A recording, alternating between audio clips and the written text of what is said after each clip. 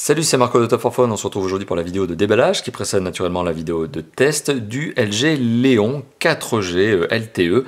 Donc le LG Léon qui est un mobile plutôt entrée de gamme, vendu au prix de 149,90 €. Donc ça c'est le prix client conseillé par la marque et on est en mai 2015 lorsque je fais cette vidéo. Il faut savoir que sur le web on arrive déjà à le retrouver à un prix moindre. Ça c'est un petit peu la petite particularité. Donc un mobile plutôt entrée de gamme, hein. C'est clairement ce qui est revendiqué en tout cas par son prix.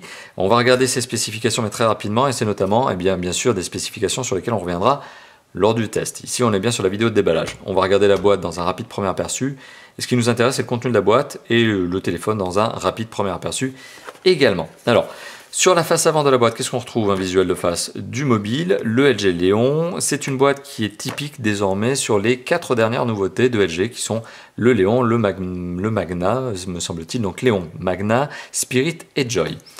Voilà, donc c'est vraiment le nouveau design, le nouveau packaging LG. Alors sur le côté droit de la boîte, on retrouve notamment quelques specs. On apprend que le téléphone est doté d'un écran de 4,5 pouces, ce qui donne une diagonale de 11,31 cm, qu'il est doté d'un processeur 4 cœurs 1,2 GHz, c'est d'ailleurs le même processeur que le Spirit me semble-t-il. Il a la fonction Gesture Shot, bon ça c'est pour justement activer une photo en faisant un mouvement devant le capteur photo. Une batterie de 1900 mAh pour un écran de cette catégorie, pour un mobile de cette catégorie ça me semble logique. Et système d'exploitation Android au cas où vous en douteriez. Alors il s'agit bien du Léon 4G, c'est ce qui est écrit sur le dos de la boîte, processeur Qualcomm Snapdragon, donc c'est bien le même que le Spirit. Le logo NFC, parce que ce téléphone est visiblement NFC, il est Bluetooth, Wi-Fi et doté de la fonction Knock Code qui permet notamment de déverrouiller le téléphone avec des zones tactiles en saisissant bien justement un mouvement, enfin en tout cas une combinaison sur l'écran tactile. C'est la fonction qui est notamment apparue sur le LG G2. Sur le côté gauche de la boîte, rien du tout si ce n'est du numéro de série. Sur le dessus de la boîte et le bas de la boîte, rien si ce n'est du logo. Bon, la boîte a déjà été ouverte une première fois, il faut le savoir, mais non pas par mes soins, mais par l'agence presse de LG. Alors en fait, la boîte est toute neuve, le mobile n'a jamais été testé, mais l'agence presse s'est sentie obligée quand même de vérifier que tout était bien là et que tout était fonctionnel, ce qui me semble tout à fait logique. Alors voici le mobile. Le mobile qui reprend un petit peu le nouveau code stylistique justement qui est apparu avec la nouvelle gamme Spirit, Léon, Magna, Joy. Donc on a un petit courbé au niveau du dos de l'écran, hein. On est sur un téléphone qui est typé entrée de gamme, il faut le rappeler, mais qui présente malgré tout relativement bien, et même on peut le dire bien. On remarquera notamment au dos de l'appareil exactement ce même genre de bouton qu'on avait vu apparaître avec le LG G2, donc à savoir un bouton de contrôle de volume plus-moins, et avec notamment le bouton central qui est le bouton on-off. Bon, le capteur photo, le flash LED, c'est un design très LG hein, qui est en train de naître justement avec cette nouvelle gamme là, qui est entrée de gamme avec ces 4 mobiles que je vous ai précisés. Le LG G2, le LG G4 et le LG G3, donc notamment entre les deux, avait défini ce nouveau style et on le voit justement conforté au sein de LG avec cette apparition d'entrée de gamme et de moyenne gamme qui reprennent justement ce code stylistique. C'est assez sympa d'ailleurs finalement, vous le savez, je suis assez fan de ce genre de choses. Voilà, donc un mobile qui présente bien, on est clairement sur l'entrée de gamme, c'est clairement du plastique, on est sur un plastique gris titanium à l'arrière, ce qui est plutôt sympa avec une sorte d'effet métal brossé, voilà. Mais c'est bien, ça présente bien et c'est pour un mobile à 149 €, c'est quand même pas mal, hein, c'est quand même pas mal. Allez, hop, je le laisse de côté. Ce mobile avait déjà été présenté rapidement lors d'une vidéo de présentation réalisée sur le MWC.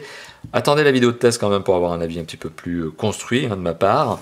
Et on continue notamment cette vidéo de déballage avec le contenu de la boîte. Alors le téléphone était posé sur un berceau en carton que je viens de déplier.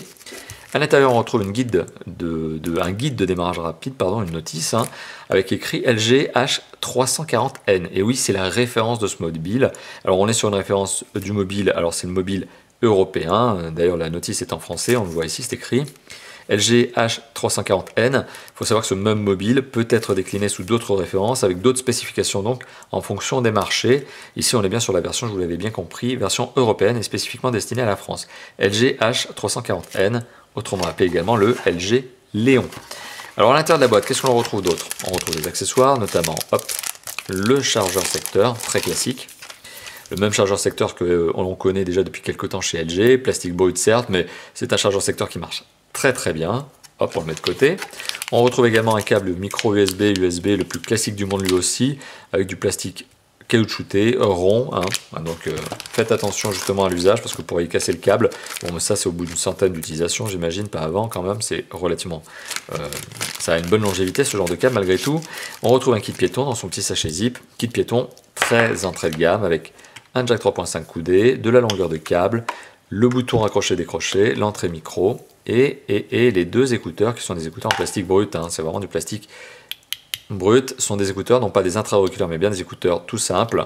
Et voilà, on est sur un kit piéton, plutôt entrée de gamme, voire même très entrée de gamme, voire même cheap, mais ça répond à l'obligation légale qui est faite au constructeur de vous donner ce genre d'accessoires. Alors, récapitulatif de ce que l'on retrouve dans la boîte du LG Léon, on retrouve le chargeur secteur, très classique, donc format Europe et donc bien sûr format France, hein, pour nous. On retrouve le câble USB micro USB, très classique également chez LG, le kit piéton très entrée de gamme, un guide de démarrage rapide. Est-ce qu'on en a vraiment besoin? À vous de me le dire dans les commentaires justement.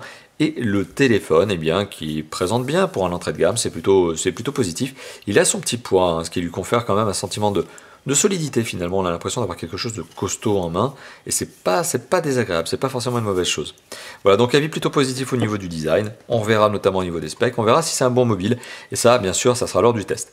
Voilà, merci d'avoir visionné cette vidéo. À bientôt pour d'autres vidéos de test, bien sûr, mais de présentation et surtout de déballage juste avant. Allez, à bientôt. Ciao, ciao.